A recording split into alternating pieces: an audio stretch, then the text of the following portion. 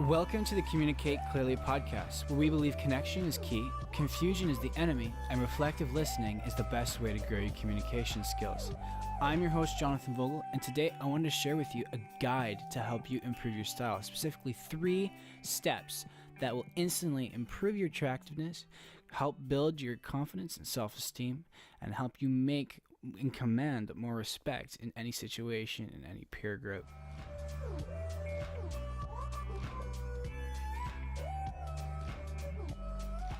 This episode is brought to you by ComTV, my YouTube channel. You can search up at the YouTube search bar ComTV, just one word, you'll find it.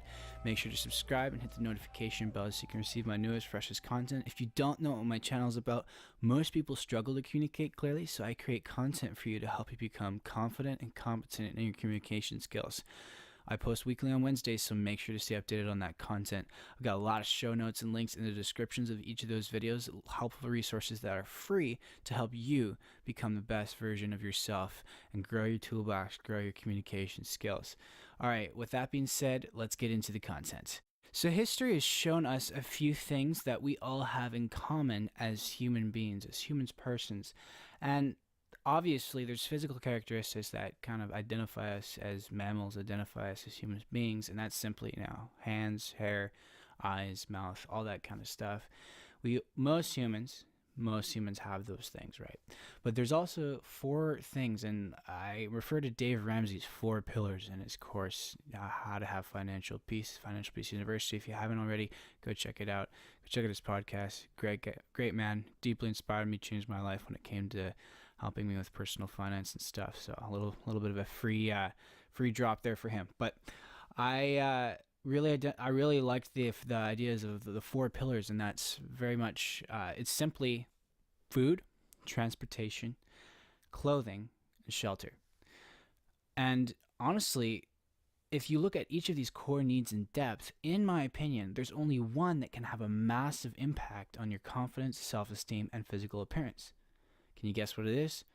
Clothing. See, human beings have been using clothing to protect their bodies, keep warm, and show their social status for thousands of years. We've used many of these different styles of clothing to tell the world about ourselves. So why not tell clothing what we want it to say, right? So there's a 3-step process that I kind of came up, and it's a kind of thing that's been around for hundreds of years, but it's the idea of learning how. Then the first step is learn the fit of your clothing, learning how clothing is supposed to fit the human body, right?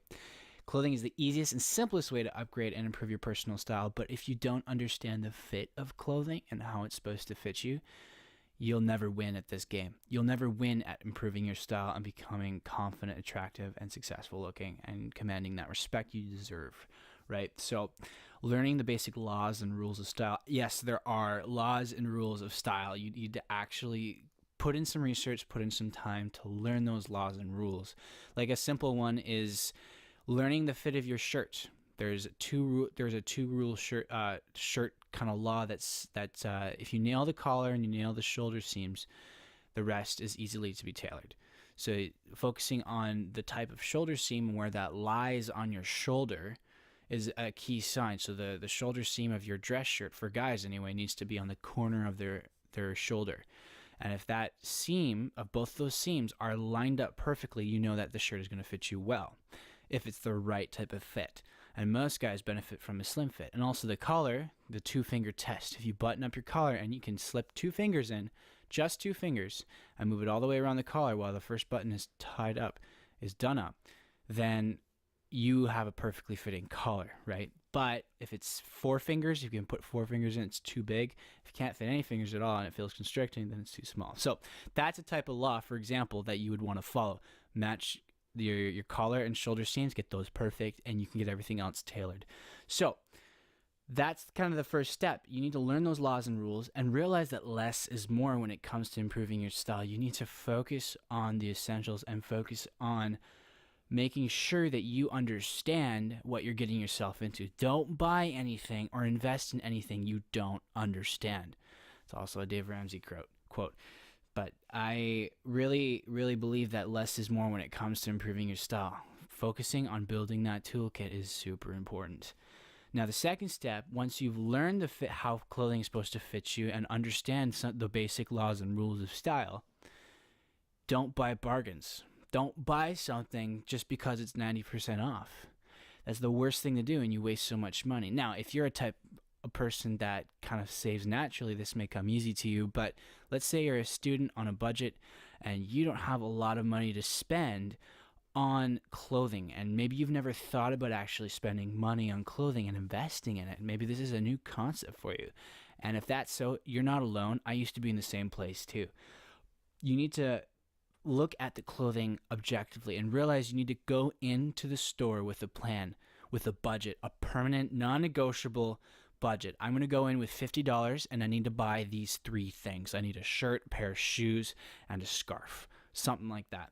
Go in with a plan, know exactly what you're looking for, and then go to see if you can find discounts and bargains, right? But you need to check all the boxes. So make a list. Check all those boxes when you're looking for those specific items, making sure that it's following the laws and rules of style. And then what you do, if you find something that you absolutely love, it fits you perfectly, it functions well, it's made of good quality materials, and it's stylish, right? The fit and function come before the style. That's a Real Men Real Style tag from I dropped for you guys, so make sure to go check out Real Men Real Style. But the fit, function, and then style, if you meet all those requirements, then you can consider buying it. If it's a 90% off flash sale, it fits you perfectly, it's functional, and it's stylish, then buy it right away. That's a good deal. If it's full price, wait 24 hours because it's going to be there tomorrow. It's going to be there in a week, and you're guaranteed to find it. Go home and wait 24 hours. Don't buy anything on the spur of the moment just because you saw it. It looks cool, has great colors, it fits you well. Think about it. And oftentimes you're going to realize you don't need what you saw in the store that day.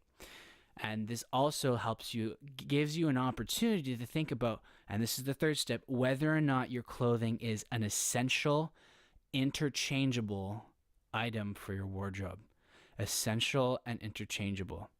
Now, the word essential means you need to figure out exactly what your lifestyle is and determine what kind of clothes will help aid you live that lifestyle.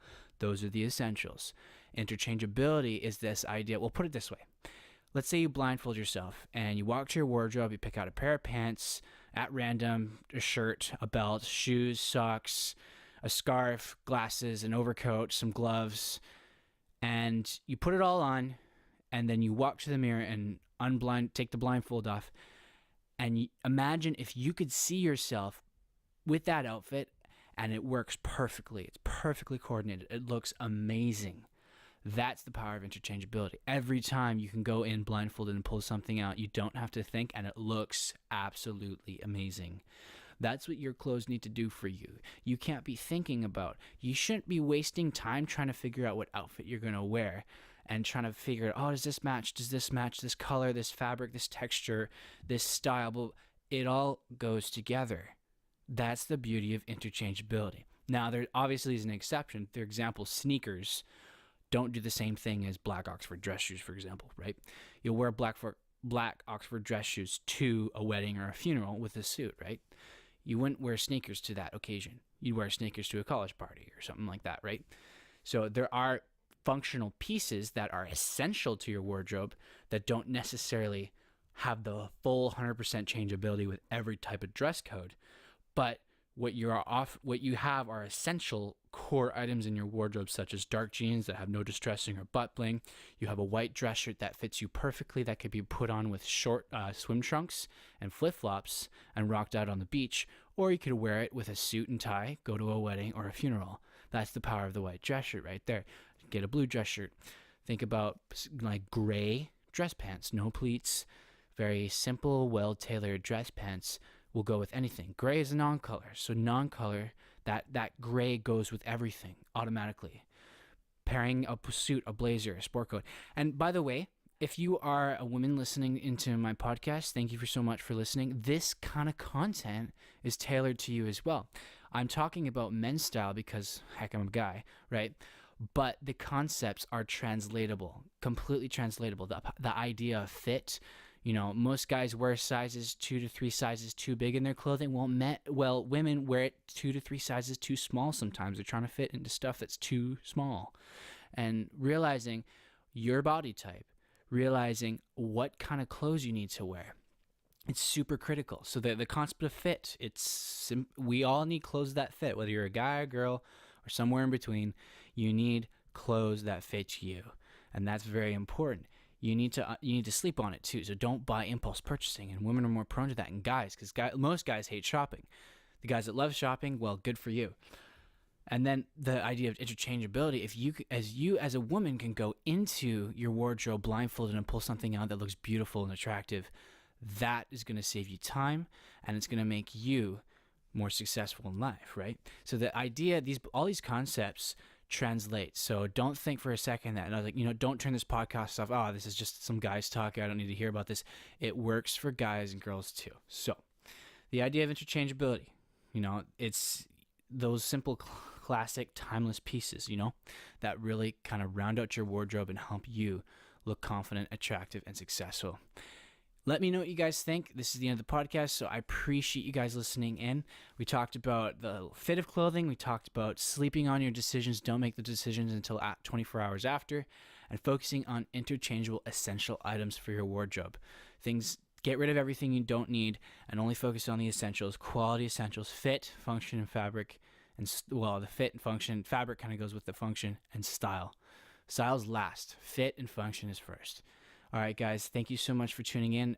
Just so you know, the COMT is sponsoring this podcast, so make sure to go check that out.